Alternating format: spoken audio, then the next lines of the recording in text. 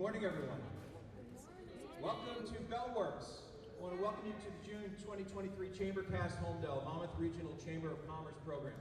I'm Terrence Wall. I want to thank Bellworks, Inspired, and Ralph Zucker, the visionary behind this fantastic Bellworks. I want to also thank our business sponsor for today, Homedale's new Caring People Home Healthcare. Thank you for being here today.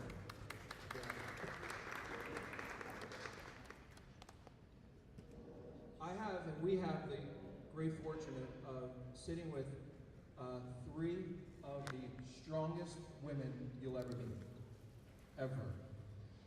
This podcast is on PTSD Day, National PTSD Awareness Day. What a coincidence, how appropriate. And we're going to be talking about PTSD and triumph over trauma with stories that are incredible as far as the strength, the resilience of three amazing, powerful, and courageous women that are with us. Donna Ongsiako, Alyssa, Regan, and Ceilie Reynolds. They're going to share their individual personal stories of trauma and their recovery. And also joining the talk today is mental health expert, Hackensack Meridian Carrier Clinic President, Donald Parker. An interesting note, Carrier has been helping families, helping the community since 1910. Very amazing. I haven't been there that long. So he came to Carrier about 5 years after it opened. Just kidding. So the Carrier Clinic Behavioral Health System has been a trusted source of compassionate help and supportive healing for individuals suffering from mental health issues, again, and also for the family since 1910.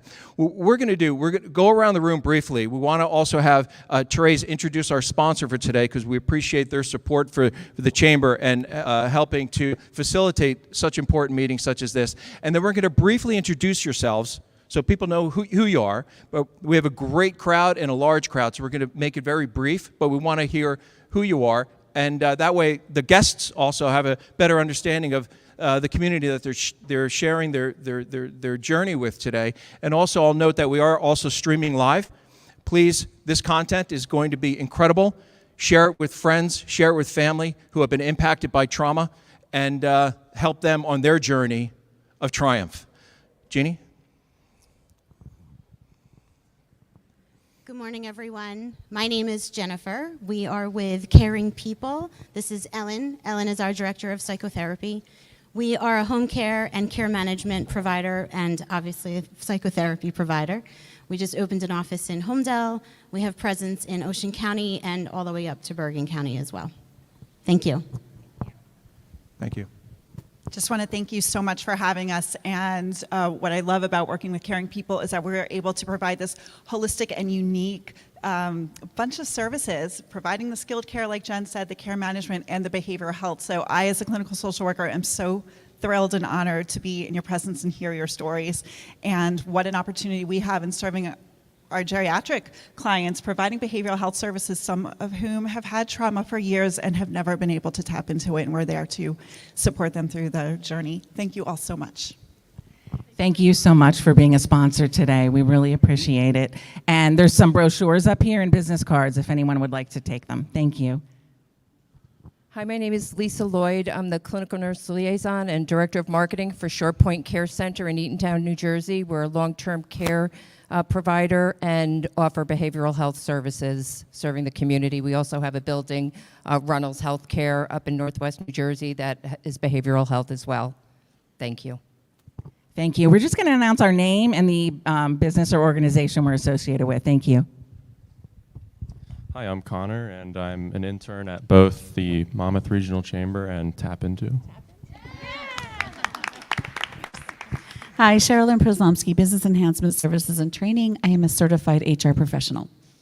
And you're also the president of the board of the Monmouth Regional Chamber of Commerce. One little point. Good morning, everyone. My name is Dorothea. I am the owner of Zando Financial and also the executive vice president of the Victor Zando Foundation. Hi, my name is Amanda Cruz. I am team leader at the Amanda Cruz Group, brokered by eXp Realty here in Freehold. Thank you. Hi everyone, my name is Titi and I'm from an IT service company called Beacon Fire. So we started the company 5 years ago and we're growing very fast. And if you guys need any IT services, let me know. Hi, Therese Rolke, Executive Director, Monmouth Regional Chamber of Commerce. Thank you. Kathleen Hoffman, Administrative Assistant, Monmouth Regional Chamber of Commerce. Hi, Felicia Luca, owner, designer of Lifestyle Event Designs. Good morning, Howard Stein, owner-operator of Home Helpers Home Care. Morning, Carrie Kuskowski, The Connection. We're a managed IT security service provider, and I'm also the managing director of eWomen Network Central Jersey. Hi, my name is Michelle Fugit. I'm Director of Recreation for Care One at Homedale, a long-term care and post-acute care center, and my job is to keep everybody happy. Hi, I'm Olivia Hayes. I'm an employment specialist at the Center for Vocational Rehabilitation.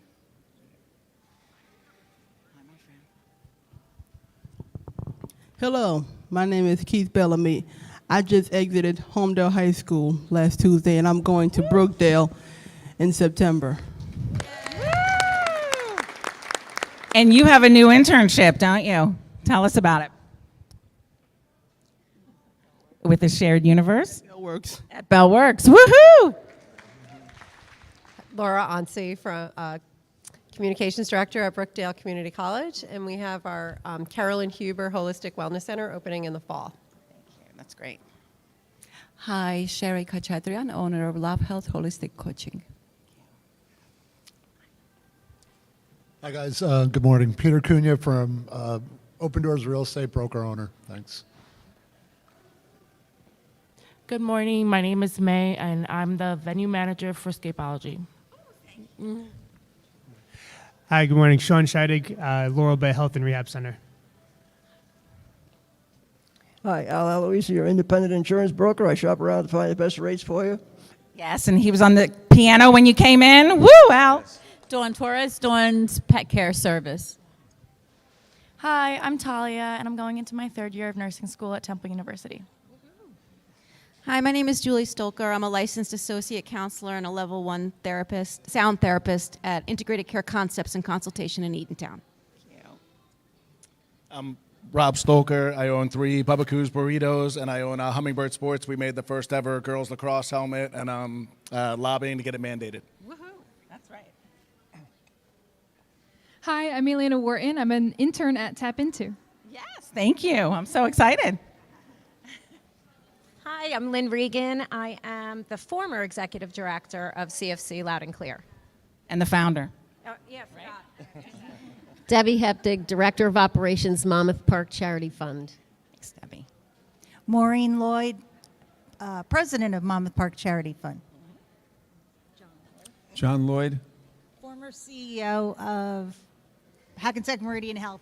Yes. I'll tell you, with that fantastic smile, I'll say John Lloyd is an executive who, with his team of talented folks, helped build Hackensack Meridian Health into the hospital, the fantastic, expansive hospital system it is today. John Lloyd, you're a legend in the hospital community. Thank you so much for being here. Woo! Hi, I'm Carol Stillwell, President and CEO of Stillwell Hanson. Yes, and a philanthropist like no other. Oh, you're good. Hi, Kimberly Ciccone, Marketing and Outreach Coordinator for CFC Loud and Clear Foundation. My name's Max Junta, and I'm a student at Monmouth University. Hi, my name is Cindy Chang. I'm the director of Jersey Shore Chinese School, Taiwan Center for Mandarin Learning. We are at Homedale for over 40 years, and we provide K-12 and adult classes. Thank you. Did I miss anybody? I'm Jeannie Wall. I'm the owner of Hometown News, publishing for Tap Into for Homedale, Colts Neck, Middletown, Hazlitt, Keyport. Thank you. And I'm Terrence Wall. I'm better known as Jeannie's husband, and appreciate all the work. And round of applause for the Chamber and all the good work that you do. Thank you so much. So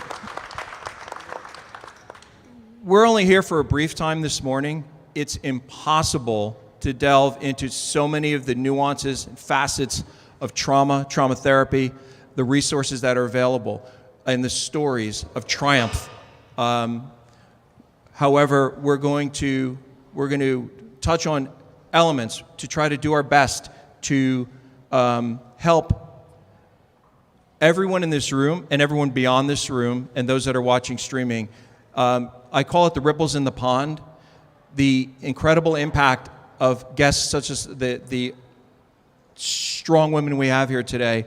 You may never know whose life you're saving, but I can virtually guarantee that you will hear the stories down the line of people that were directly impacted from this meeting today, possibly in this room today, or family members that are directly impacted with the incredible content that you're going to share on your journey of hope, transformation, and seeing the light and moving forward in a positive way, both with traditional concepts of mental health supports and physical supports, and also Don Parker is going to share, and our guests will share some of the newer techniques, the newer technologies, and the newer therapies that are available that many people simply are not aware of.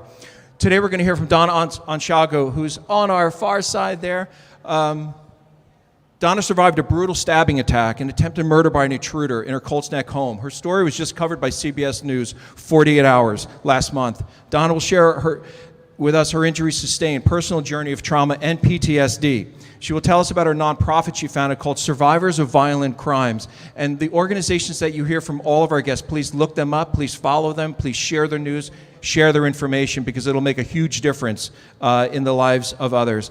She'll also discuss the work that she does to raise awareness and help those who are going through something as devastating as being the victim of a violent crime. Alyssa Regan joins us today. Thank you so much for being here.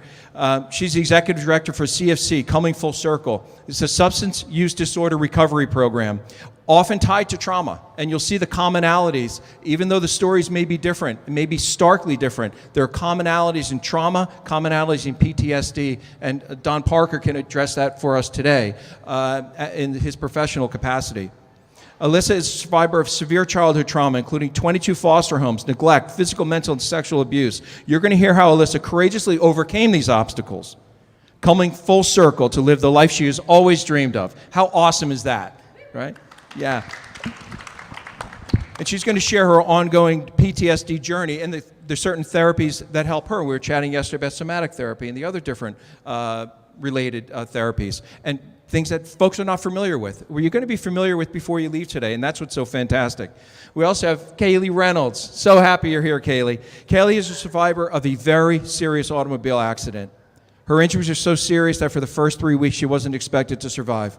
She suffered major brain injuries. Her face was broken, partial hearing loss, blindness in her right eye, many fractures, including an open skull fractures and a tibia-fibia fracture of her right ankle. She's endured multiple surgeries, 17 since that day. She will share with us today her journey of recovery and how she copes with PTSD. She just graduated last month from Brookdale Community College, is going off to Monmouth University. Ceilie, thank you so much for being with us today. Thank you. We're going to dive right into our topics here.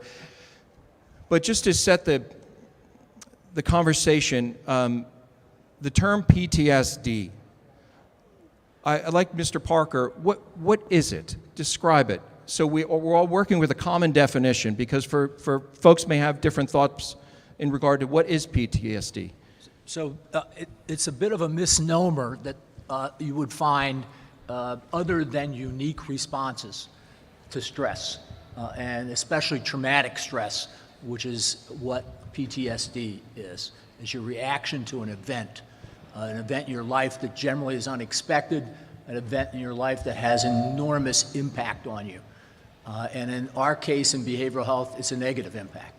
And then you process it in your own unique way, so that each case of PTSD is totally unique. And so the therapeutic approaches that we take, whether it's medications or it's therapy, it's cognitive behavioral therapy, are all designed for you.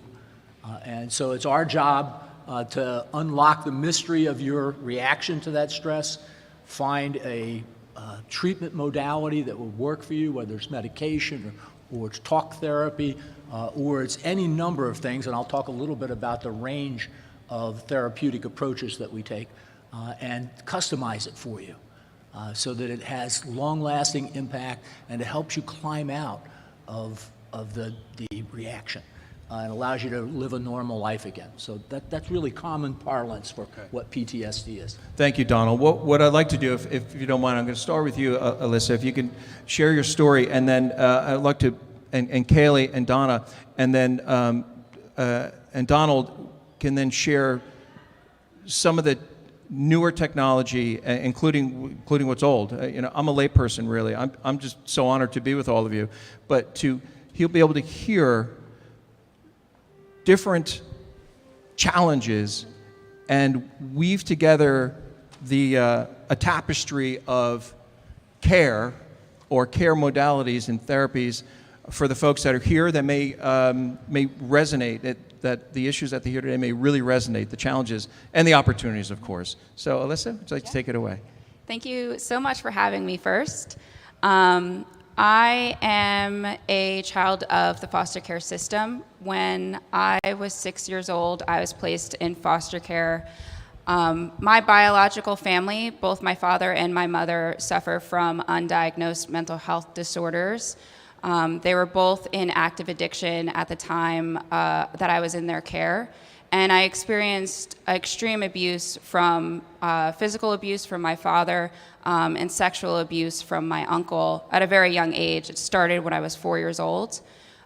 We lived in extreme poverty. We lived in a Motel 6 with one bedroom. I'm a child of 12 children, and we were all removed from the home at one point or another and placed into foster care. When I was placed in foster care, I was separated from my two brothers who I'd lived with at the time. And it was a very traumatic experience for the three of us, especially for myself and my youngest brother, because he suffered from fetal alcohol syndrome and had severe behavioral issues and had no communication skills. When we were placed in foster care, I experienced my first real traumatic experience at the hands of my foster family. A lot of sexual abuse, a lot of physical abuse.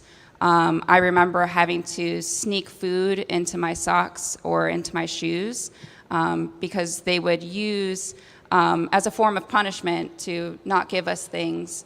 I didn't experience full love from those foster homes. It felt very transactional.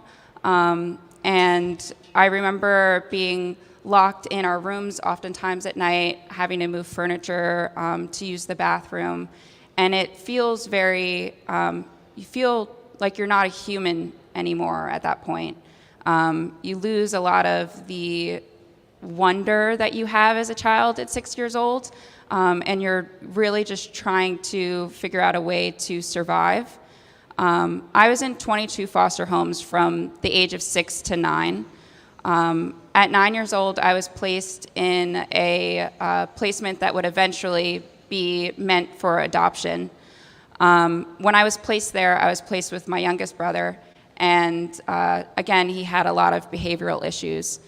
I overheard them talking and saying that they felt like my younger brother was going to be really difficult and too much of a challenge to take on. So they were going to just adopt me.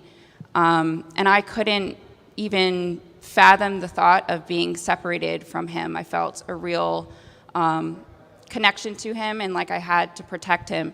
So I snuck down to the kitchen while everyone went to sleep, and I put hand towels in the sink and I set them on fire. And I would do things like this often to try to manipulate how people viewed me so that I felt like I had some sort of control over what happened to me. So that family decided not to adopt me, and I saw that as a win because now I'm with my brother again, and we can figure out the next road. When I was 10 years old, I was placed in a foster care home. The mother was a special education teacher. The father was a professor at multiple community colleges. He was also a journalist. They both had their masters and their PhDs, very educated people. We lived with them for about a year, and then we were eventually adopted, my brother and I. Initially, the first few weeks of being in that placement felt like a fairy tale. We had our own bedrooms. I remember painting my room with my mom bright pink colors, and we did a big mural of Care Bears on the wall. And it felt like finally I had a place to call home. I could be safe. In that first year, there were signs that my adoptive mother started exhibiting of extreme narcissism and different manipulation tactics to make me start doing what she had hoped or thought was acceptable for a child.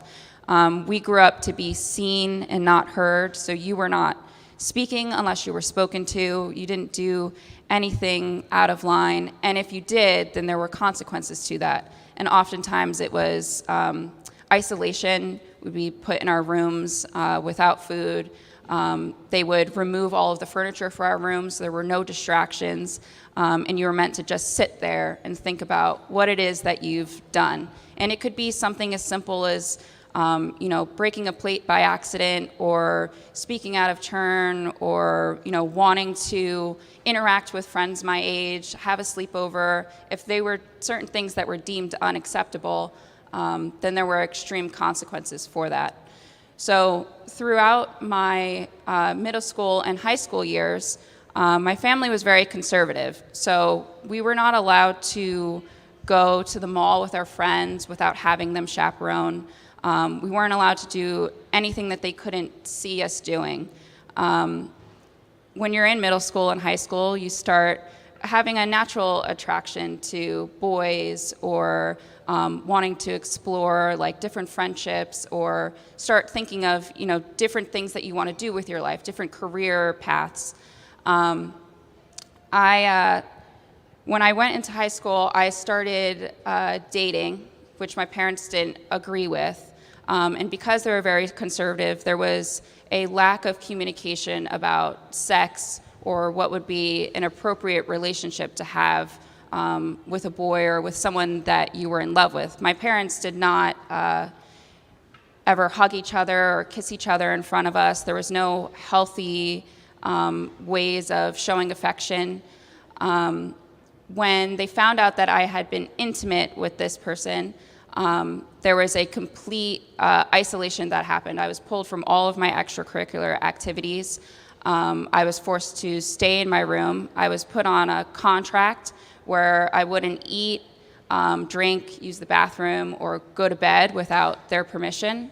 I was completely isolated from all of my friends. And they told all of the people that were interacting with me at the time about what it is that I had done, and encouraged them to explain to me how much I had hurt my family and by doing this. So all of my teachers were aware that I was intimate with a boy. I was 17 at the time, so a lot of my friends had already experienced these things. So my teachers would often say to me, you've hurt your family, you've disappointed your mother. How could you do something like that after everything that they've done for you? They've adopted you and they've given you a home, and you've done this horrible thing. How could you do that? And they would say to me, because they knew that I was adopted and that I had come from a hard childhood, they would tell me, you're going to end up just like your parents. Why would you want that? Why would you want to be like your biological mother who was a prostitute? Your family is giving you so much more, and you're wasting it. There are other people out there that want what you have. So there's a lot of guilt that goes into that. You don't want to do anything or be anything other than what they want you to be. I graduated from high school third in my class. I had straight A's throughout the entirety of my time with my family. I did everything that they asked. I was a technical dancer in ballet. I ran track. I was in drama. I was the captain of every team that I was on, debate team. I was involved heavily in my community, doing different volunteering activities, and it still wasn't enough. They still wanted more from me. When I graduated college, I was given a full ride scholarship to Brookdale Community College. And then from there, I would be given 2 years of college at any state college of my choosing. At the time, I was going for a double major in dance and psychology. My family was supportive in the beginning. They helped me get back and forth to school, drop me off at college in the mornings. But I was still in a relationship with my boyfriend from high school, and he left to go to the military. I decided that I wanted to go see him for his graduation. I gave them all of the information about the trip, flight details, when I would be home. I'm going with his family. These are all the contacts that you need to have. Not a word was said to me. I left and came home. My flight was delayed, and I'm texting them throughout the entire time that I'm there to let them know, my flight's delayed. I'm going to get home a lot later than expected. I'm with his parents, no response. I get home, and I go to put my key in the door, and the locks were changed. And so I'm standing outside in the middle of February. It's freezing, and I have no one to call. And so I'm calling them, they're not answering. I was able to get in contact with a friend, and I stayed with her for a week. They didn't talk to me for an entire week. When I came home, they took my keys. They told me that they were no longer going to help me get to and from college, and that I had to figure it out on my own. So in order to afford a bus ride back and forth or a taxi to school, I had to get a job, and it wasn't sustainable. So I had to drop out of college and start working full time. So my entire trajectory of my life was changed in an instant. And I had to do, thank you, I had to do in everything at the time that they wanted me to do it, because now I don't have access to my own house. So there's no coming or going without making sure that they're there. I went to visit a friend one day, and I remember it being such an odd day because my mom was suddenly so warm and welcoming to me. We had a long conversation about how much difficulty I had been having, getting back and forth to school, working full time, and what had transpired while I was in college, and just, that we were drifting apart, and that she missed me and she wanted to try again. So they were going to go to the boardwalk, and it was going to be the first time that I had spent with my family as a collective family in over a year. So I was really looking forward to it. I went to my friend's house to pick up my paycheck from work, and came back thinking that I'm coming back home to my family and we're going to go to the boardwalk and it's going to be this great time. And they're not home. And so I wait for an hour. I'm calling them. They're not answering.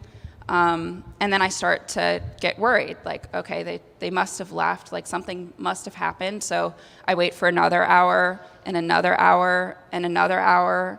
And then 5 hours go by, and I still don't hear from them. And at this point, it's midnight.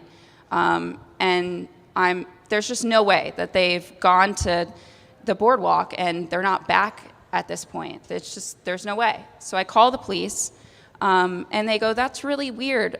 We just got a phone call from the residents of that home, and they're saying that someone is trying to break into that house, and we already have patrolmen out there." And I go, that's weird. I've been here by myself this whole time. I haven't seen anything. The police pull up, and just as the police pull up, so do my parents. The police inform me. My parents go inside. They turn all the lights on. They go into the kitchen. They close the door. The police come out to get me, and they let me know that I'm no longer allowed to live there and that I have to pack a bag and leave. So I'm escorted into my home. I'm handed a trash bag and told to pack whatever I can into this bag. And so I do. And my parents, there's no interaction with my family. I don't even see them. And I'm asking them, what it is that I did. Like, can I talk to them? Can I see them? Because now there are no other options. I'm being told that I'm being removed, and that's that. I need to figure it out. I'm 19, so I'm an adult. So there's no other help for me. So I started, after that, I was couch surfing with a friend. And I came downstairs one day, and her parents said to me, where are you going? I had my trash bag with me. And I said, so-and-so is going to drop me off at work, and then I'm going to, probably stay with another friend. And, I'm sure, I didn't tell them what was happening. I was like, I'm sure I'll go home, like, in a couple days. And they said, no, you can leave your bag, and we'll talk when you get home from work. So I work my shift. I come back to their house, and they told me, have you ever done any drugs? I said, no. They said, are you sexually active? I said, no. They were like, are you violent? Are you involved with anyone who's violent? I said, no. And they said, okay, well, then you can stay here. And I lived with them for 2 years. They definitely saved my life. They just took a chance on me. And it was the trajectory of what my life is now. I met my husband, Daniel, who is the founder of CFC Loud and Clear, shortly after that. He's over there. And it was the beginning stages of my new life. I started working full-time with the help of CFC and Daniel's family. I started building a community around myself of friends and other people that had experiences like myself. I became a real estate agent and became a certified medical assistant. And over the years was volunteering at CFC. I started working in marketing there, and then moved into an assistant executive director role. And now I'm the executive director of CFC Loud and Clear as of November of last year. I've accomplished quite a lot since then. Little things that you don't even realize are accomplishments, like getting your first car, getting your driver's license, being able to build your credit, rent a house, buy a house. Dan and I have been married now for 5 years, and we have 2 beautiful children. And I am actively working through breaking the generational cycle so that my children don't have to experience what it was that I experienced as a child. And I want to thank you guys so much for listening to my story. I'm honored to be on a panel like this and to be able to speak about really important topics. Thank you. And for today, we're walking right there with you. Thank you. Thank you so much. Alyssa, Regan, thank you so much. Ceilie has a very special ring on that I know very, very well, the Irish Claddagh ring, and really it transcends the meeting and our guests. It's the Claddagh is an Irish, traditional Irish band or wedding band or ring, depending on when you're wearing it in your world, and it's a heart surrounded by hands with a crown, right? The heart's for love, the hands are for friendship, and the crown is for loyalty, isn't it? Yeah. Right? Yeah, it is. How appropriate, and the band is for that it's all connected. All connected and everlasting. Yeah. How incredible. Ceilie, would you share your story? Absolutely. Thank you, Alyssa. I want to start by thanking you all for being here and for asking me to join today. I feel like I can't even compare to Alyssa's story. It's a very different story, is really what it is. I got into a pretty bad car accident on September 9th of 2019, so almost 4 years ago now, which I look like, oh, she probably just, hit a tree or whatever. She's fine. She doesn't look like anything happened. Wrong. I was in a 3-month coma. I have had 17 surgeries since that dreadful day. The injuries that the accident caused, I had an open skull fracture. I had a lot of bleeding in the brain.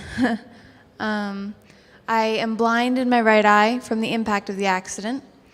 And at the time, I had only about 20% hearing out of my right ear because a little tiny, tiny bone in my inner ear was dislocated.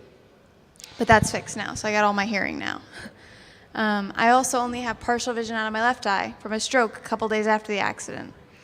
And broke my left arm right about here, pretty bad. And it was dislocated as well for about 5-6 months post-accident. But then I found a wonderful arm, or my mom found a wonderful arm surgeon, and he fixed that too. As I said, I mean, my story is very different from Alyssa's. My experience with PTSD is more so when right after the accident, it was going into a car at all, or getting in any vehicle at all. But now it's pretty much only when I'm going under overpasses, so like bridges over a road, when I'm going under them, because that's where my accident was. I drove into an overpass. And my odd response for my PTSD is I yawn. It makes no sense at all, but it's from a deep brain injury called pseudobulbar palsy. You learn something new every day, right? And this pseudobulbar palsy is from the stroke that I had as well. It's what we think, at least. And it caused me to yawn uncontrollably at random times. And that we fixed thanks to medicine and physical therapy. Or fixed in air quotes, because I still yawn sometimes and my jaw, and I also got TMJ from that yawning, so that was so fun. But I still yawn sometimes, especially when I'm going under overpasses or when I see one coming up and I'm seeing that we're gonna go under one, and then I yawn, and even thinking about it now and talking about it, it's like a response. And that's trauma. And, Yeah. you know, Ceilie, her accident, it was 90 minutes, right? Before they were able to find me. And yeah. that police officer kept looking, right? Yep. Kept yeah, looking. because someone had called because they had apparently seen the accident and had apparently driven down the road a little bit, about half a mile, and waited for lights to show up behind them, like flashing lights, and then took off.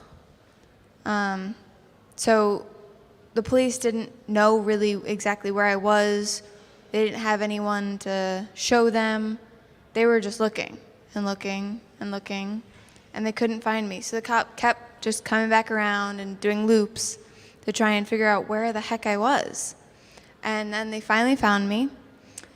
And originally they had thought that I drove off the bridge part of the overpass.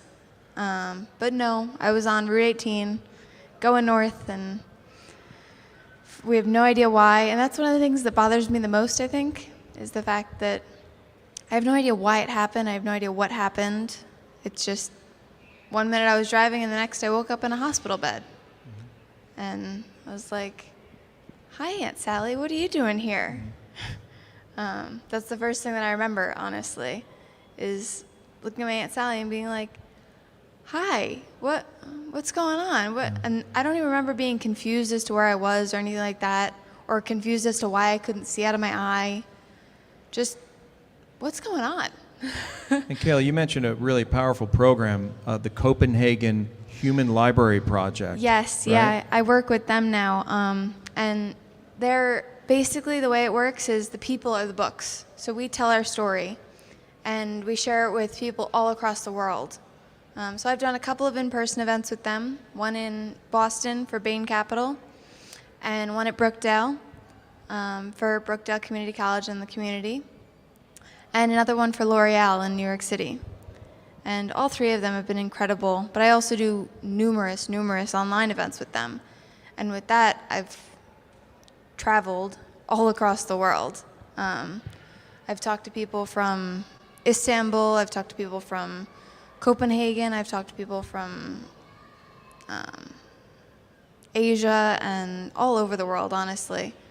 But then there's also people from like Indiana or California or Colorado that are on as well. And it really is an incredible organization because it's a nonprofit, and it's called the Human Library. And they're based in Copenhagen. That's where they were formed.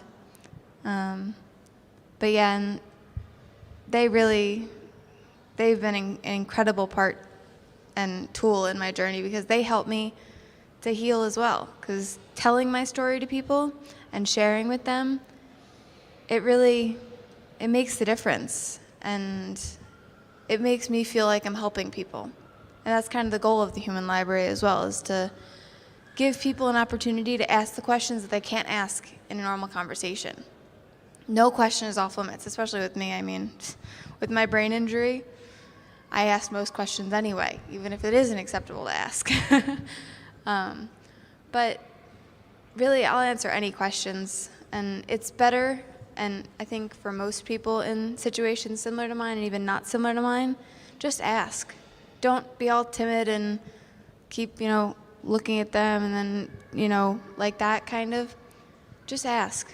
Asking the question is way better than trying to hide it and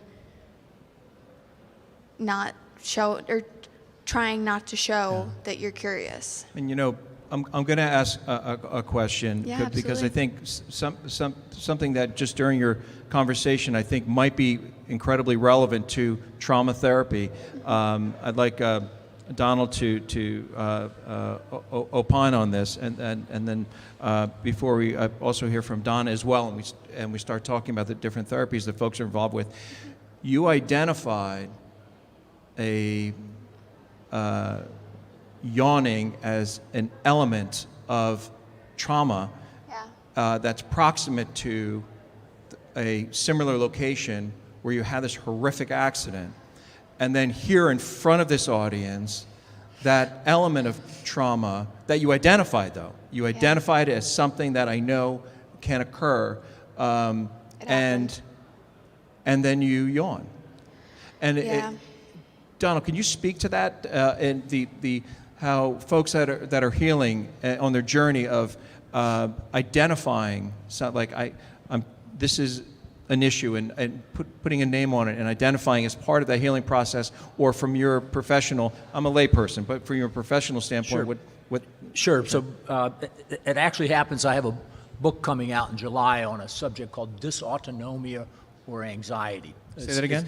Dysautonomia. And it's a malfunction of your autonomic nervous system. And it gets diagnosed, unfortunately, as psychiatric issues. And there are a whole variety of natural ways of addressing a dysautonomic reaction. For instance, we use rapid eye movement, and you train you to be able to overcome a reaction like that. So that, everybody's got, as I mentioned at the very beginning, a unique reaction to extreme stress.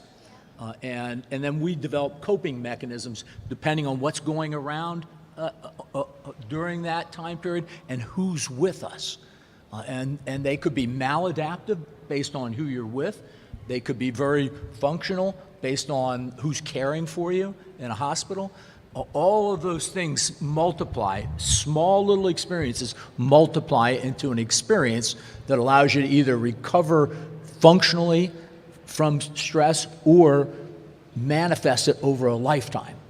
And then our interventions as therapists is to figure that out. So I'll talk a little bit at the end about mechanisms put into place to help prevent what happened in each of the situations, and the ways that we take on different types of therapy and a very unique process that will allow you to overcome very traumatic stress. So I'll be back to the subject as we go.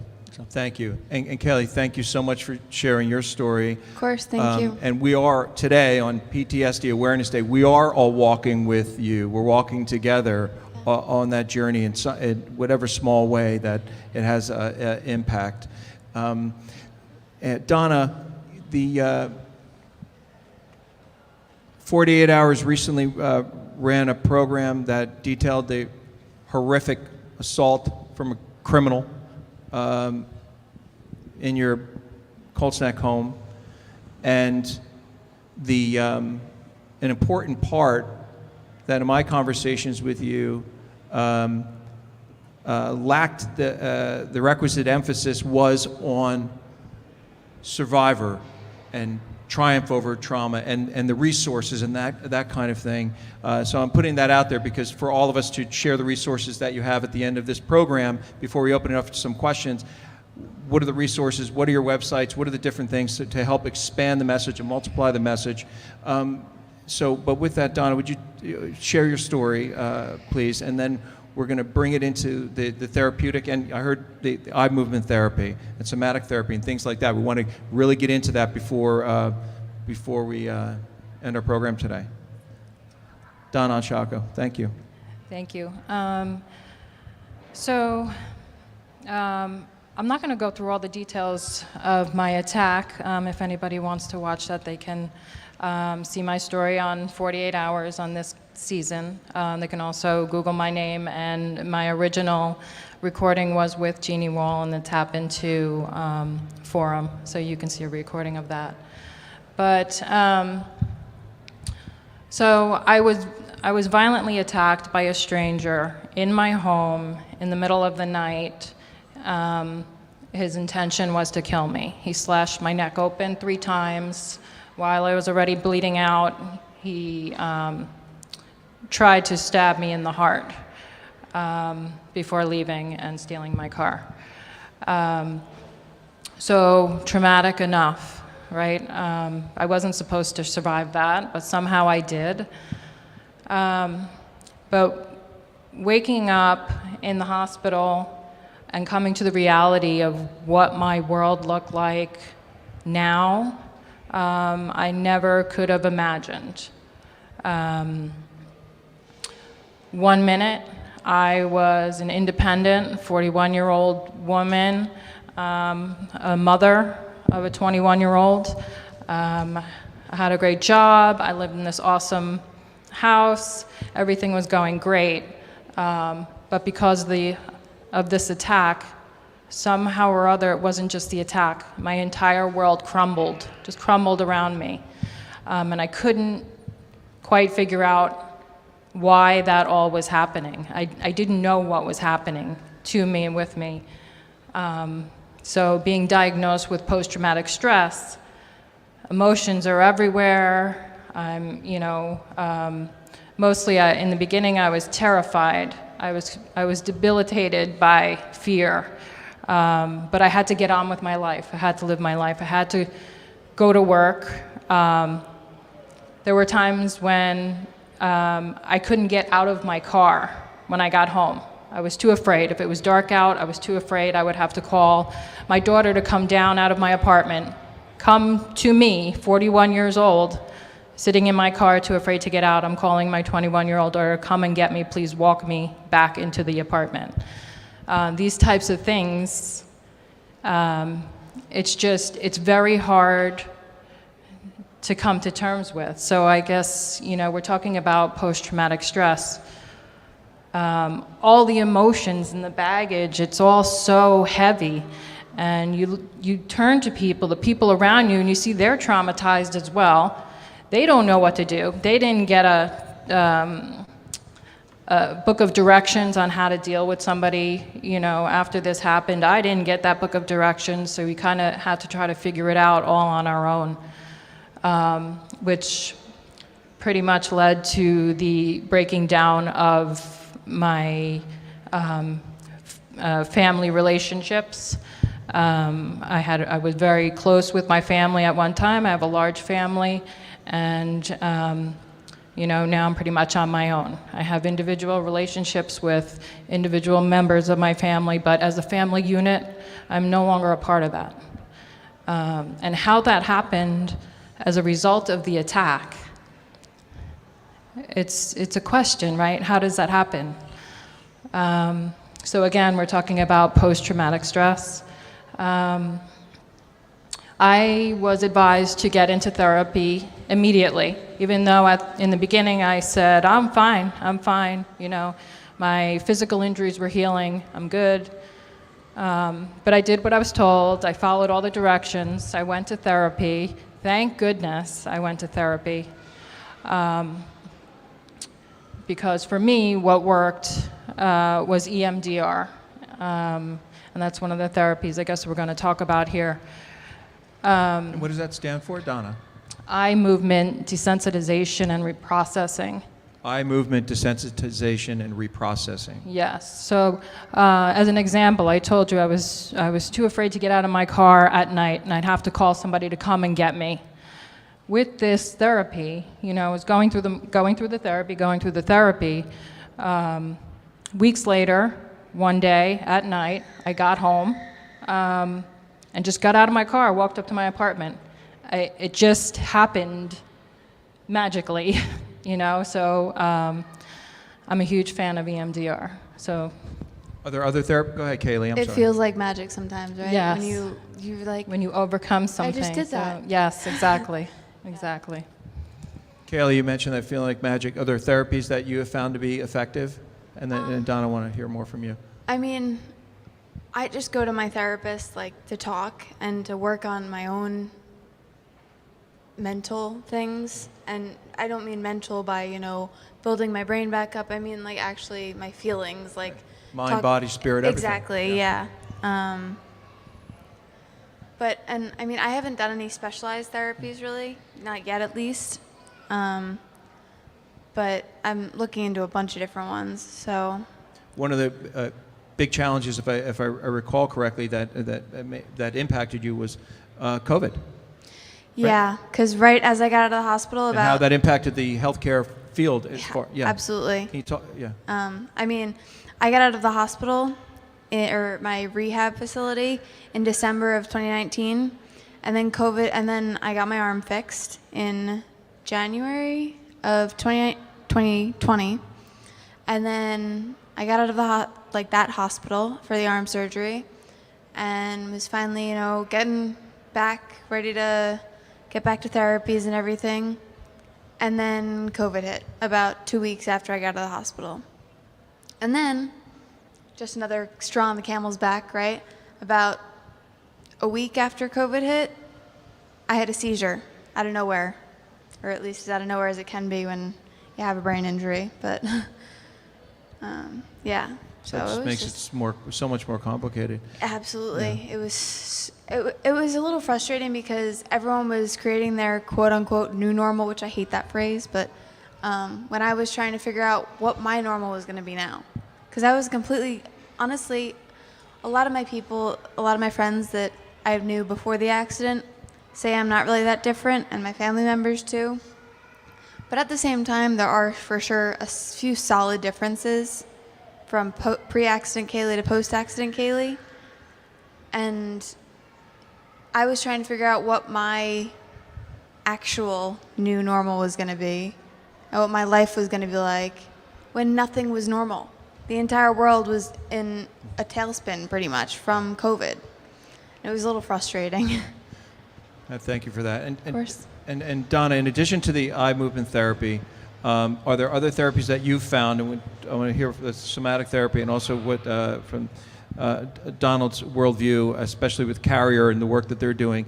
And in addition to those therapies, do you also broadcast that information to your nonprofit, to your organization, helping others? Yes, I do. But I just also want to mention, so speaking about what happened to me, I didn't have an outlet in my immediate circle, so I was stuffing everything down and going from therapy session to therapy session, but there was really I couldn't sit here and have a conversation about this.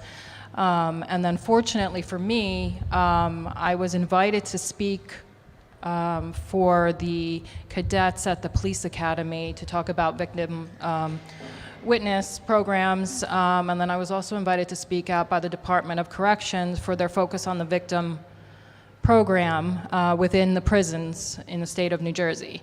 So that, for me, I didn't know what I was getting myself into, but they were inviting me to speak, so I was like, yes. And every time I did, it was more of a purging and purging and purging of all of those emotions and all of my story that I needed to get out. So it actually became extremely therapeutic for me. And I didn't do 1 or 2 talks. I did many, many, many talks. So I'm so grateful for the opportunity to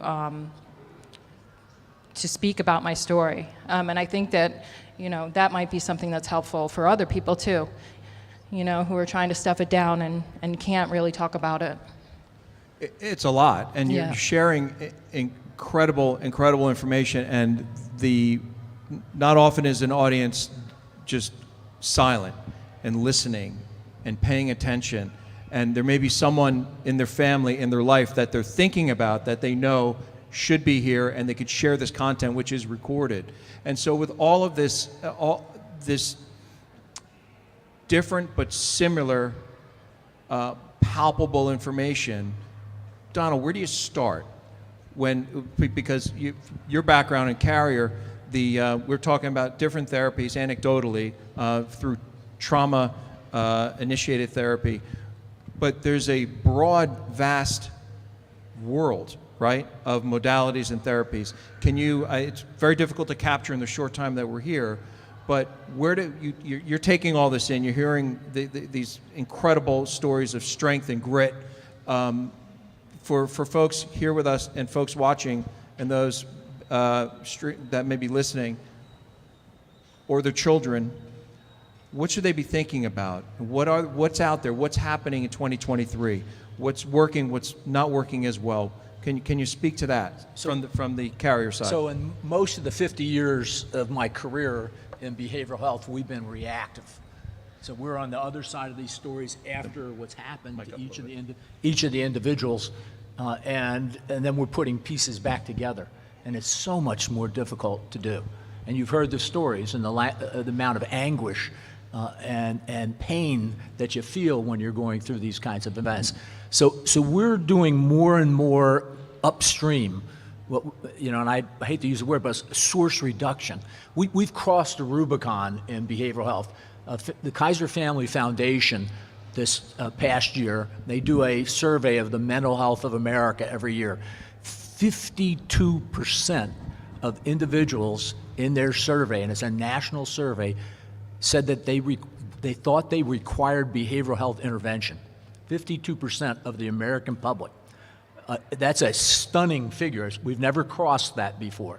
And so the pandemic, all of the uncertainty in our political world, all of that angst coming forward and impacting people.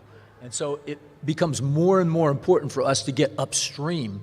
And so I want to just talk about a couple quickly, a couple of the programs that we're doing. So if you come in with an accident in our hospitals today, we have a program that is run by a White House fellow who was one of our doctors, went to DC, worked with the VA on trauma, came back and helped us to design. If you show up on our ED and we believe that you have a injury that is going to create longer term issues for you, we start the intervention then, on the spot, in the ED. So that we can get to the root of it, get to it quickly, help you start processing it, get you the therapy you need, get you the support you need, so that you're not out in the world trying to find this all yourself. And so we have 100 pediatric and primary care practices that we're in today, that a doctor who's a pediatrician or a family practitioner, if they see one of their patients having behavioral health issues, rather than them as a family practitioner and not the education to handle it, they call our social workers in who are embedded in their practice. We have a telepsychiatry network that we call in for consultation on the spot, so you're not waiting 90 days to get into a family. If you're trying to get behavioral health services, you're on a list. It's almost impossible not to be on a list somewhere because of the shortage of people in our business. Our system, though, gets you that quickly, gets you and then we operate what are called bridge clinics until you can get into therapy. We have group sessions around our entire health system that are run by clinicians who help you get through the initial reactions till we can get you to a full-time therapist. And we have a number of different programs like that that are designed to get you what you need, get it quicker. On the floors of the hospital, if you're injured and you need a consultation, our telepsychiatry units on the spot, you can see a psychiatrist the day that your injury happens so that we can check you out. We call it a checkup from the neck up. We're gonna find out whether there's brain intervention that's needed, whether it's in the form of medication or therapy or any other kinds of things. On the other side of that, so what do we do once we've identified those. We've got a whole variety of different approaches to this. So I had the benefit of working in college with a professor named Arnold Lazarus. He is a precursor. His system was a precursor of what we use today, which is called cognitive behavioral therapy. We are working with your brain and how your brain processes each of the events and life events that you've gone through. And those events ultimately end up to where each of the individuals who have talked to you today are. It's an accumulation of life events and reactions to it. So, in the case of foster care, lots of interventions, and the state finally realized, and I actually got to be involved. I was a court administrator in one of my prior careers, and got to help develop foster care intervention programs that included all the foster parents being supervised not by caseworkers but by clinicians. CASA? It's CASA. My wife was one of the first CASAs in the state down in Atlantic County. She was the president of that. And it was our work together that came. I was running a mental health center. We recruited, trained, and monitored foster homes by clinicians so that you couldn't go through the kinds of things that you went through. We would intervene. We'd stop the approval process on foster parents if we saw narcissism or unusual kinds of restraints on the children, and intervene clinically with the children, so that we got ahead of that. So our work in behavioral health today is to get earlier and earlier in the episode, to screen early in schools. So we have social workers in schools, we have social workers in practices, and identify these issues much the same way we would get your vaccinations done. Everybody gets their vaccinations done. You got a card, you got a list. We need to do the same thing with behavioral health issues. So cognitive behavioral therapy is that intervention, but we use a variety of tools to do that. One of them is medication. So if we find that we can't break through, or maybe the issues are so intense that we need to use medication, we'll go to serotonin reuptake inhibitors, SSRIs. And there's a series of them that we use in modest doses to manage your behavior while we're getting through the therapy that we need in order to get you back on a lifestyle that's going to be functional for you and for your family. And we also use a variety of approaches that are holistic. So in much the same way that you see natural approaches, whether it's vitamins, it's exercise, it's lifestyle, we do that. In a hospital, for instance, we use something called a stimulation of your thymus gland. Now, most of you don't know where the thymus gland is, right below your breastplate, but it's very critical in your energy within your system. And so we don't pay any attention to it. We use vibroacoustic stimulation, harp stimulation.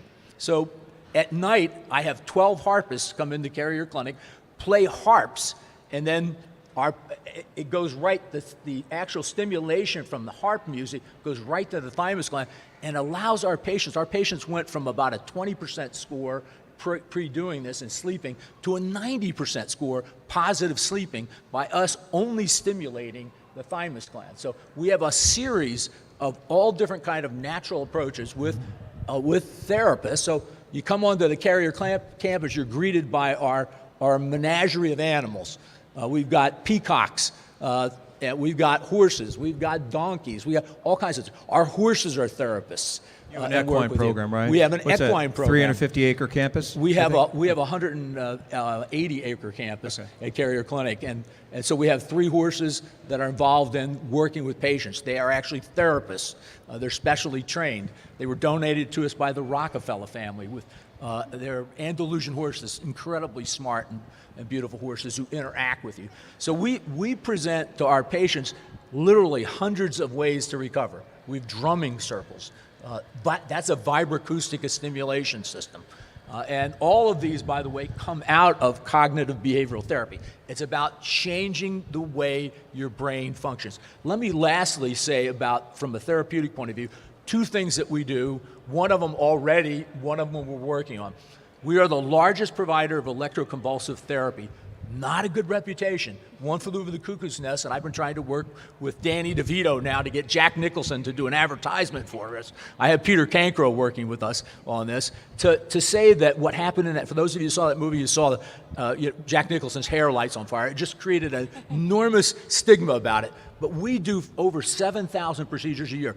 Last week, I got a letter from a mom. We had an autistic child with behavioral health issues.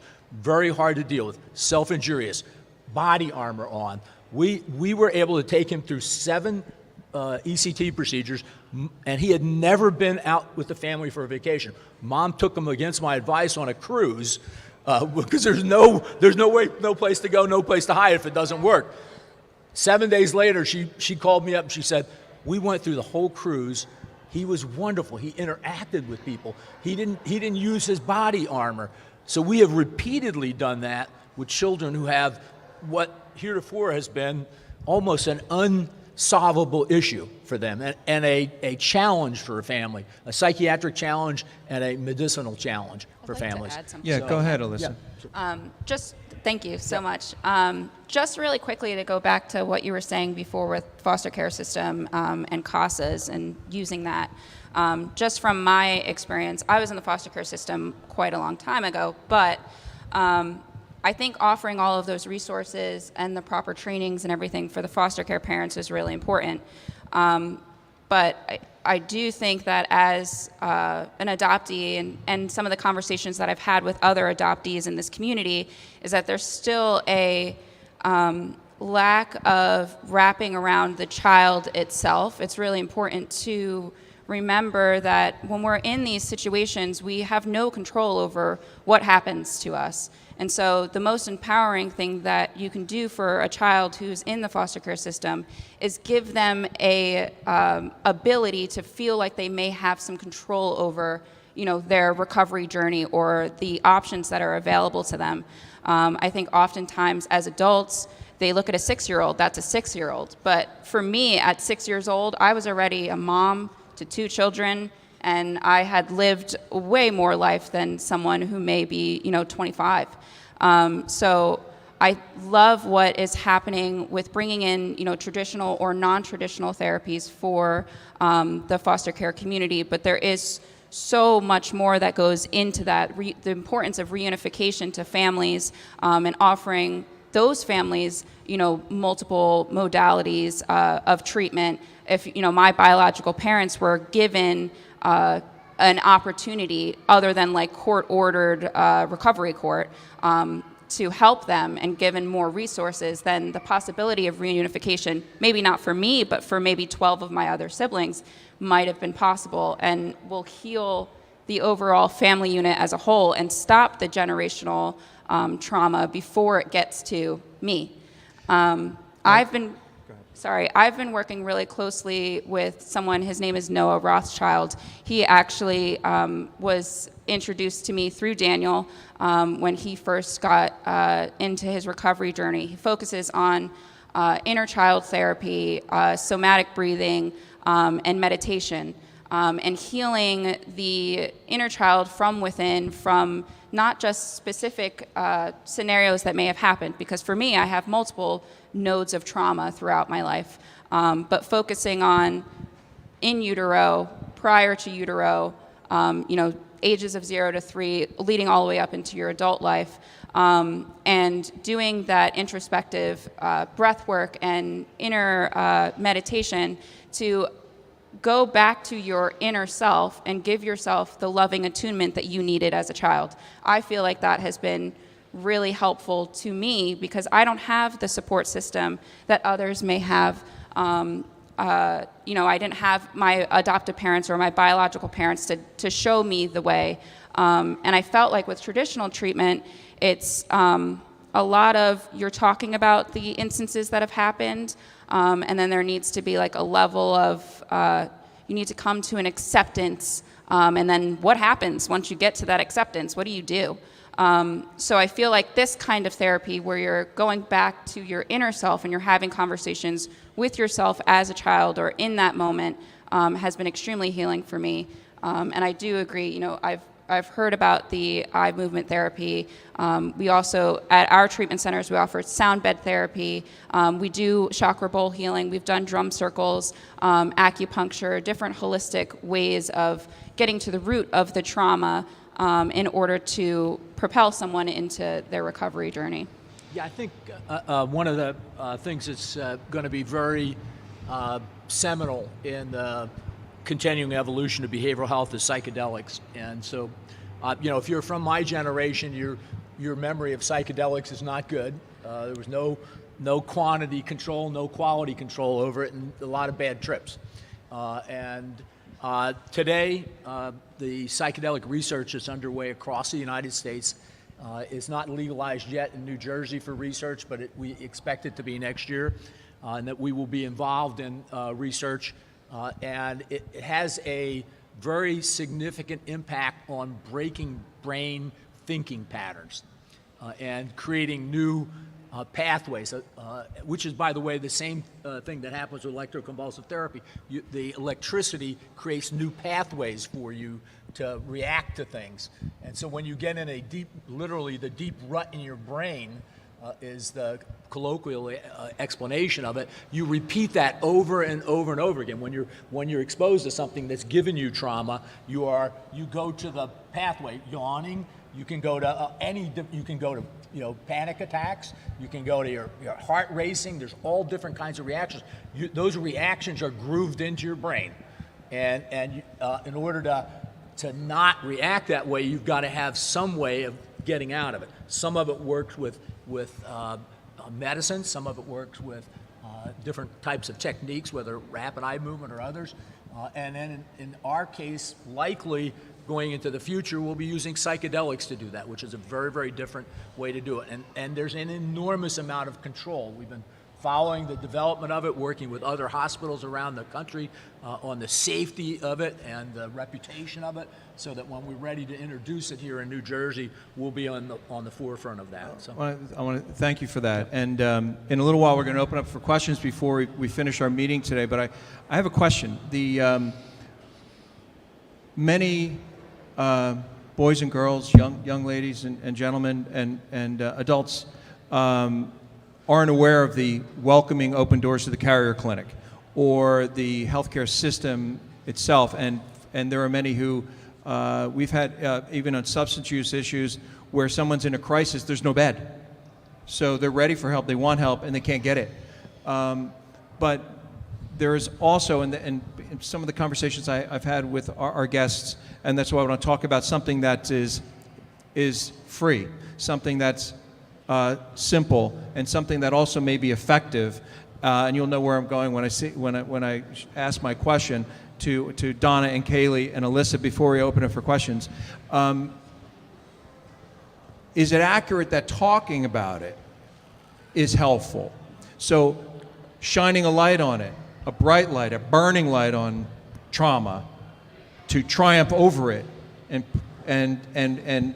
have it framed in a way that may be part of you but doesn't define you, right?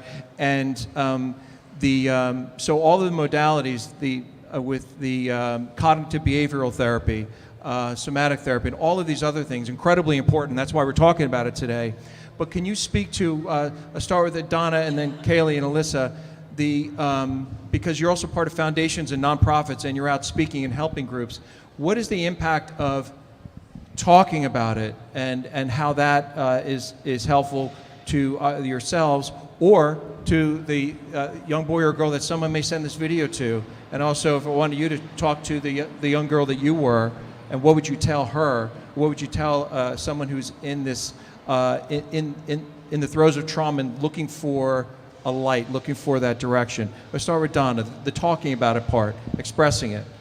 How is that helpful? Well, I mean, for me, talking about it worked. It's not, I don't think everybody is going to be okay talking about it, but for those who are, to give them an opportunity to release that, with their words and put their thoughts and feelings to words in a safe place where they're not being judged. And sometimes there's no response. You can just listen. There's no, You don't have to do anything. Just be a safe space for somebody to tell their story. I think that's what's most important. Thank you, Ceilie. Yeah, I mean, I'd have to echo exactly what she said, honestly. I mean, a lot of people do just want to talk about it and don't need your feedback or ways to fix it or anything like that. They just want to vent and they just want to let it out. And some people, though, do want you to ask questions and want feedback and want, you know, the interaction with you. But a lot of people can't handle that, you know, the interpersonal contact like that with, and talking about it just brings them back to it a lot of times. I mean, for me, talking about it helps me so much. Whoops. Apparently. But I forget what I was saying. So did I. There's that part of, Go ahead. we call it my missing meatball. It's just, but I mean, it is really, it's so helpful for a lot of people, but it also can be detrimental for some. So just let them decide. Let the person in the circumstance, let them decide. Don't push them to talk about it, but also don't shut them down when they're trying to talk about it. And for family members that love you, or friends, they just may not know what to say. Absolutely. And that's okay, right? Yeah, it's absolutely Yeah. okay. It's ask the question. If you have a weird that you feel like it's a weird question or an odd question or it may not be okay to ask, just ask it. Because if it really does make them uncomfortable, they'll tell you more often than not. And they won't answer it if they don't want to answer it. In my opinion, at least. And I mean, I'm really, really blessed and lucky. I have a huge family, and by huge, I mean huge. Not immediate family, but my mom is one of 6, and my dad's dad has a lot of brothers too, and that family is huge as well. And they all came together to support me, and my mom knows everyone in Monmouth County, it feels like. And half the audience is nodding along with me now, and they all really came together to support me. And every one of them is there to talk to me about it and to listen if I want to talk about something in particular. So talking about it for sure has helped me a lot, and it can help a lot of other people too. I know that for a fact. Thank you, Ceilie. And Alyssa, you course. had shared with me how important it is as part of your own journey, and which really was the emphasis, where my question originated from. So Yeah. Yeah. So in my adoptive family, we grew up where you're seen and you're not heard. And so now, being 10 years and sharing my story on public platforms has definitely been something that I would not have expected.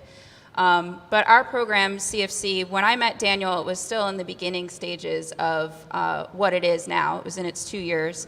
And they had always been, you stand in your truth, you share your story, it's going to impact someone. And even if it's in just a quiet room or in front of 100 people, it doesn't matter. The message is important, and you can help yourself, but help other people by sharing. And I agree, there are some people, who don't feel comfortable enough to do that. But as someone who, has severe anxiety and is not normally wanting to sit in front of a bunch of people to share a personal story, it's been incredibly healing for me and empowering for me to do that, because there was no representation for me as a child of someone who looked like me, had experiences like me, and said, hey, you can make it out of this. It's going to be hard, and there's a lot that you're going to have to learn and do on your own, but it is possible. There is hope, and I think that that's been really a really important part of my journey and an important part of our community. Connection is so important. You shared about COVID being really impactful to you, and I think that as human beings, we had a really hard time navigating COVID because we were so far removed from each other. But it is the beginning of healing when you can make a connection, whether that's with yourself or with someone else, and it can really propel you into your future. And I think it's so important to share your story and be open, and try to, if you're not doing it for someone else, definitely do it for yourself. Thank you so much for that.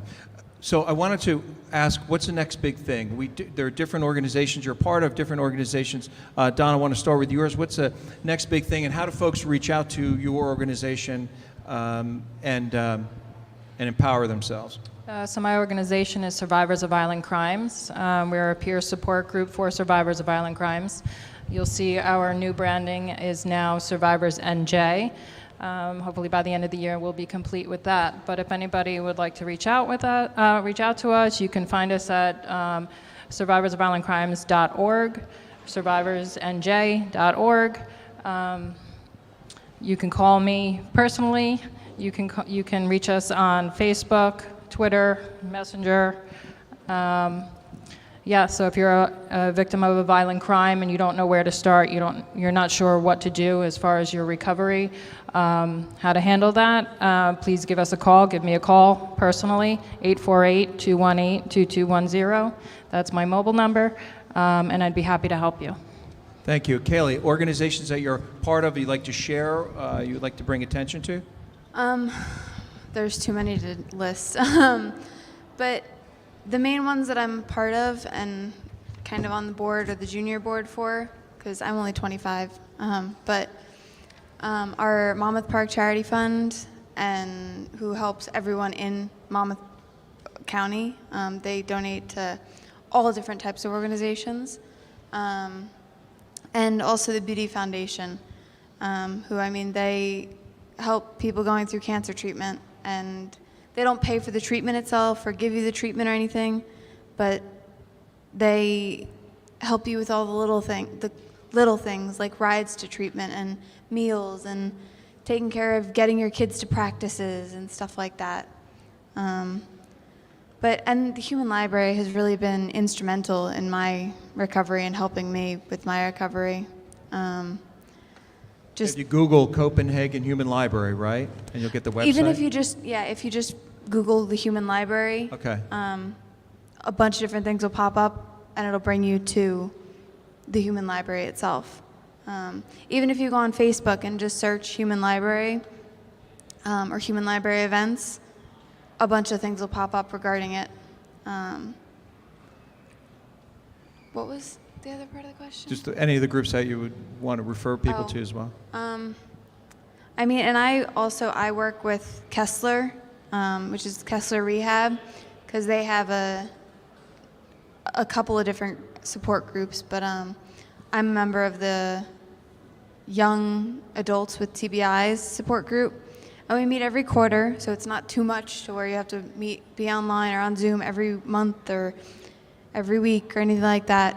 But it's it's nice because you get to talk to other people, and every session we have a different spotlight presentation. And I was a spotlight presentation, and each member goes around and it's a different spotlighter. But yeah, and I think that's all the groups that I'm really involved with. There's so many, as you said. Yeah, exactly. Yeah. And Alyssa, how about yourself? So I'm executive director at CFC Loud and Clear Foundation. We also have opened our own treatment centers, Relevance Behavioral Health in Freehold and Calusa Recovery in Florida. What's next for us? I started an initiative in December with the help of my family and our CFC staff for kids that are in foster care. It's called the Love Duffel.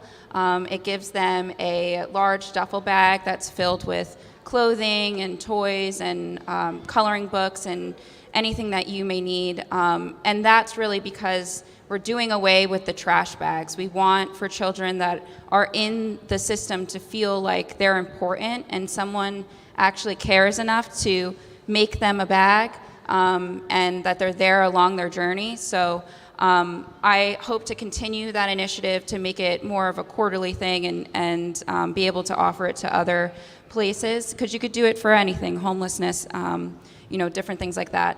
For CFC, it's being able to continue our mission to offer resources for relapse prevention, continue talking about how important aftercare is. We have an educational academy as well as a workforce program, and so being able to offer those resources to people for free anywhere you go, that's the mission for CFC. So Thank you so much. And you know, I think the message for anyone facing what seems to be insurmountable obstacles is that it's going to be okay.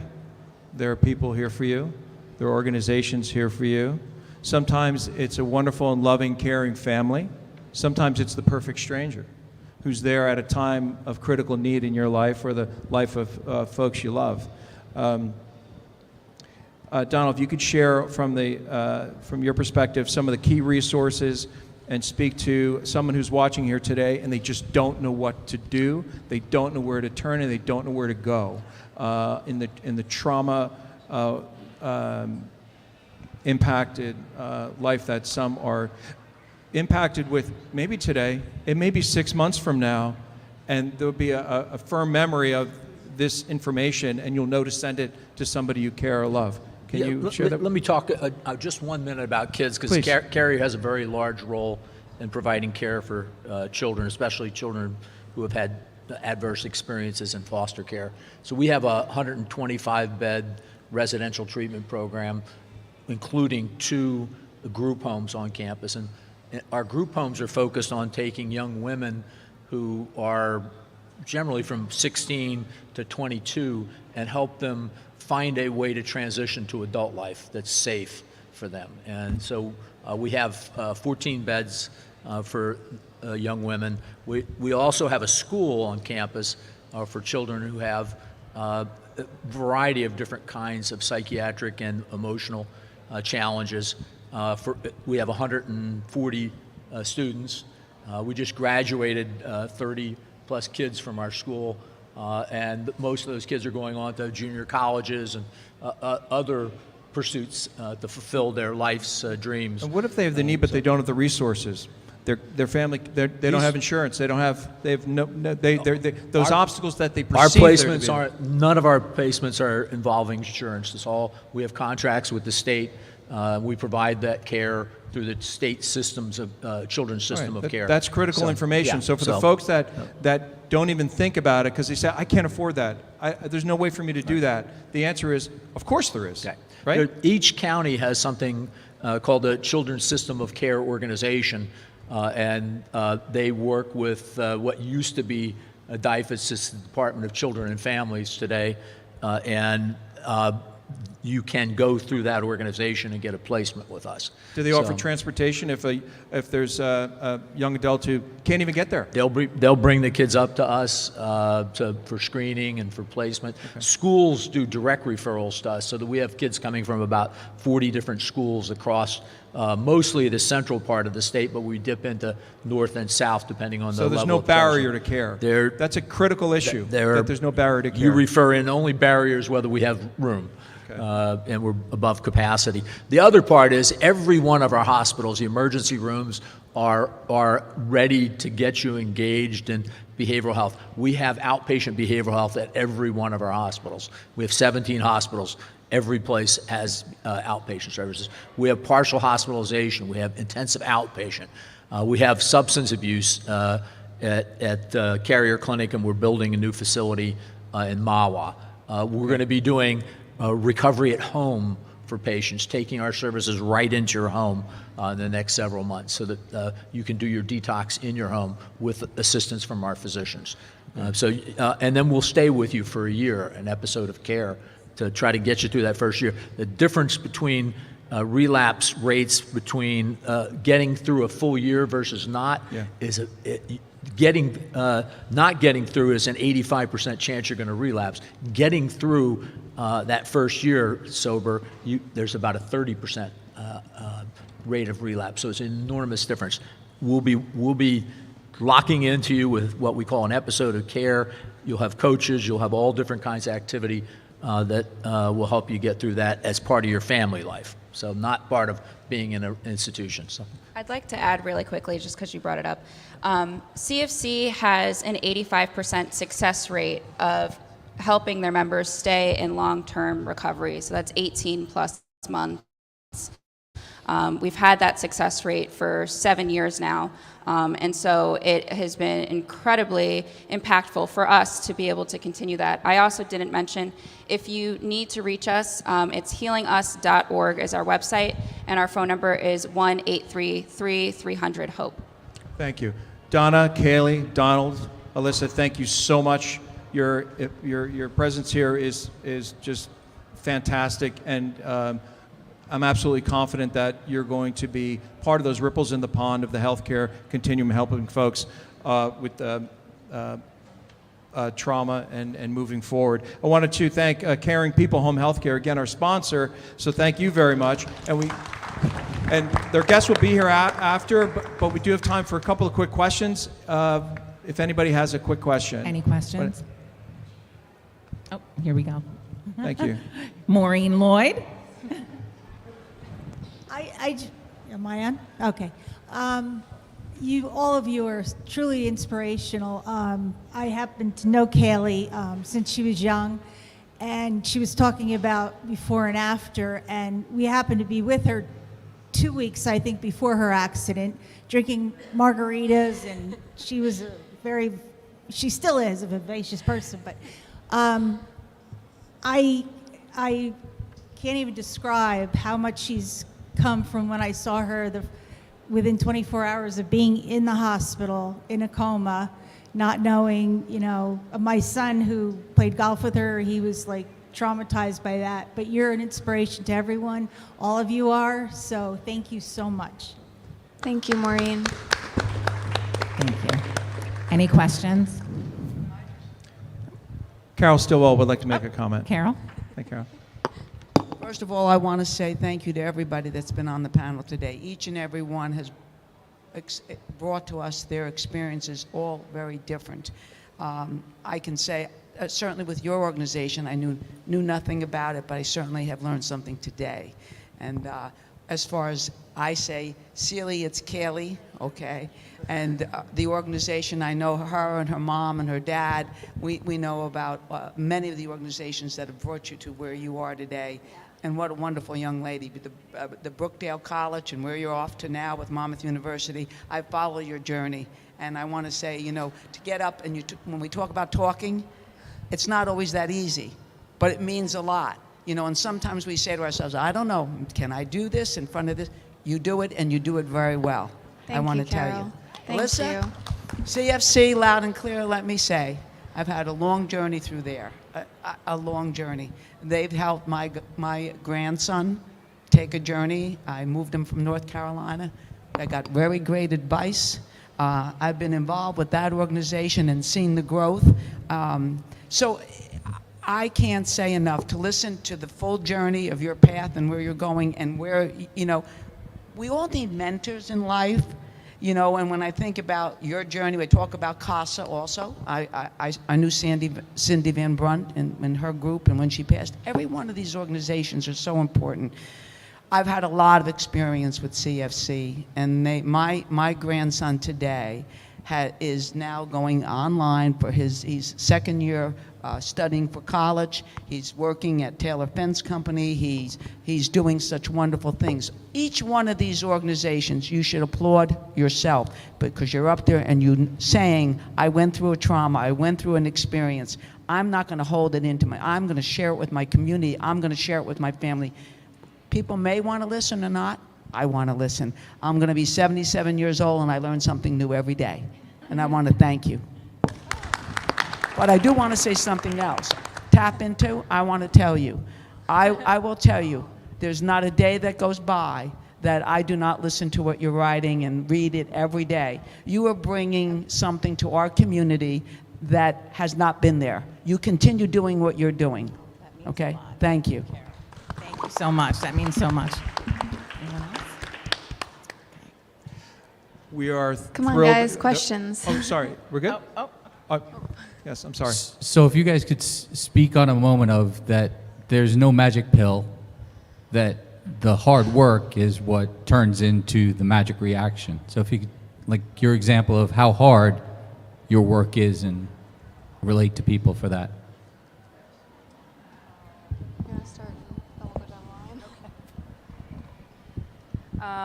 Yeah, it definitely is hard work. It's a lot of work. It's a lot of energy. It's not just I'm going to talk about this and feel better. I've been in therapy for 10 years now, traditional talk therapy. And some days are good, some days are bad, some days are exhausting. Some days I just need to sleep, you know. So yeah, it's not always a pretty picture of a nice, clean healing journey. There's good, bad, and ugly.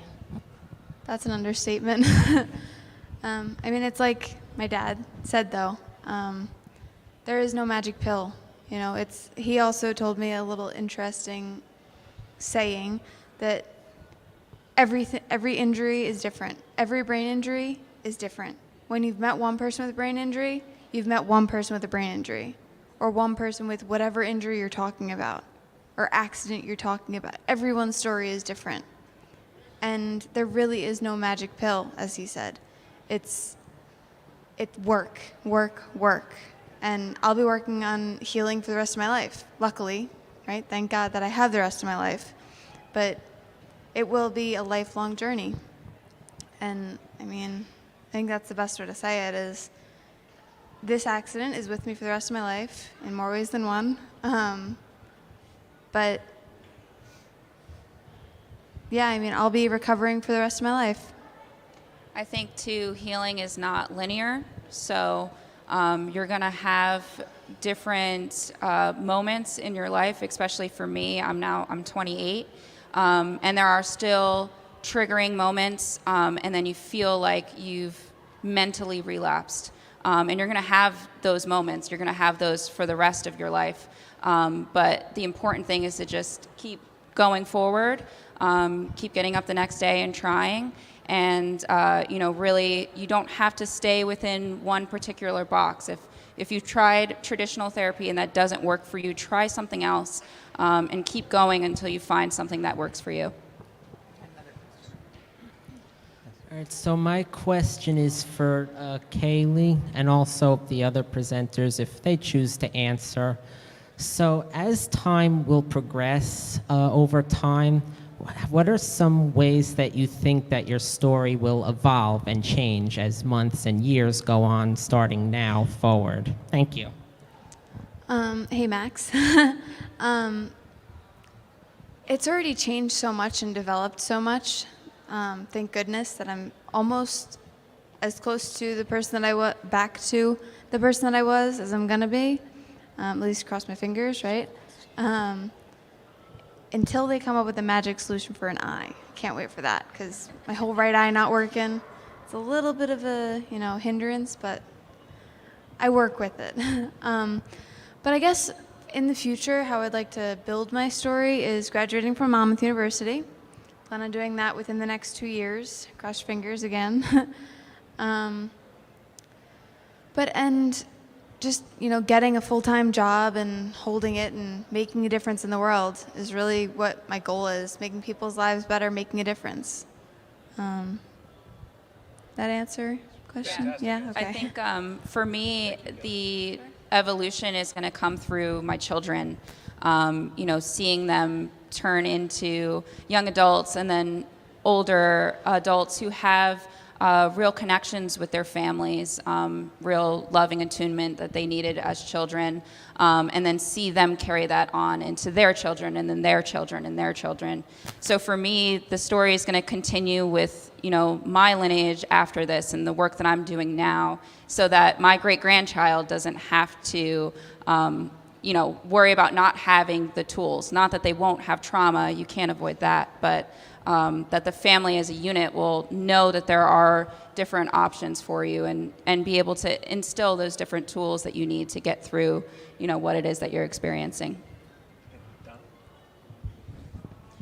The future for Survivors NJ, what I see is us having an actual physical location. We don't have a physical location right now, but the end result will be a healing sanctuary for survivors of violent crimes that, of course, would be no cost to them, just a place for them to come and be safe and work on different healing treatment modalities, practicing things like yoga and meditation and things like that. So a healing sanctuary, Survivors NJ, be on the lookout.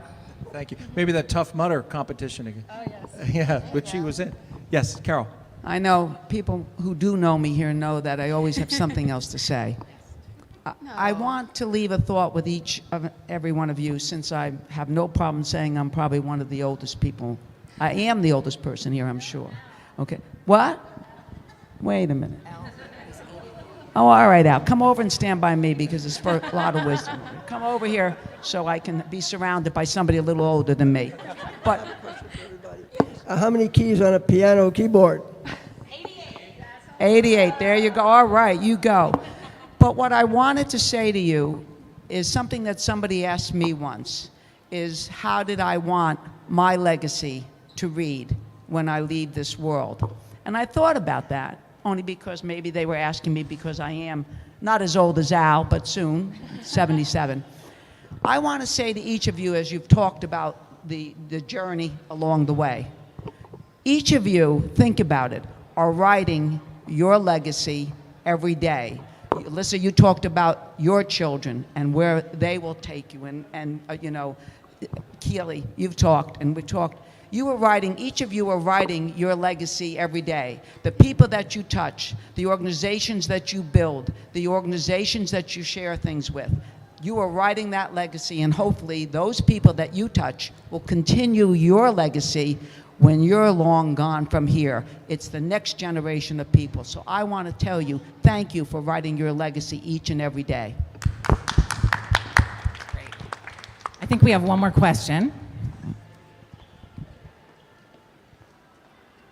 What a nice segue, the metaphor of writing. Donna mentioned that book of instructions. So first, panelists, thank you for sharing even a page or a chapter heading for those of us who listened here today and may be witnessing trauma in those in our own lives. Thank you. My question is for Don. Is Carrier offering any continuing education for clinicians, say social workers, who are seeking to enhance their practice with some specific training? We offer training at Carrier for people that work at Carrier or are interested in working at Carrier. So yes, you can go to our website and you'll see it. We're also recruiting social workers, so if you know any, send them our way. So show up and you know, we'll make a very happy home for you. We also have a great tuition reimbursement program if you want to get your master's degree or PhD. So, we do offer a lot of training around the entire system. So if you look at any of the hospitals, especially Jersey Shore, Hackensack, and in this area, we're building a new 120-bed hospital at Raritan Bay for inpatient care. We're building a brand new children's hospital at Carrier for children under 12 years old, which is the fastest growing element of psychiatric demand today, I hate to say. But there's lots and lots of growth opportunities, and we do training anytime we're doing something that's growing, we're training people to run it. So. Thank you very much. You know, today is National PTSD Day for a reason. On behalf of both myself and the audience that's here and the audience that's watching, we want to say thank you. We love you. We appreciate you. And we're honored to spend a small part of your day on your journey of triumph over trauma. I want to thank you so much for being here. I want to thank the audience, everyone for being here on behalf of the Monmouth Regional Chamber of Commerce. And moving forward, upward and onward, right? Absolutely. Thank you so much for being here today. Give yourselves a round of applause. Thank you all. Have a great day, everyone.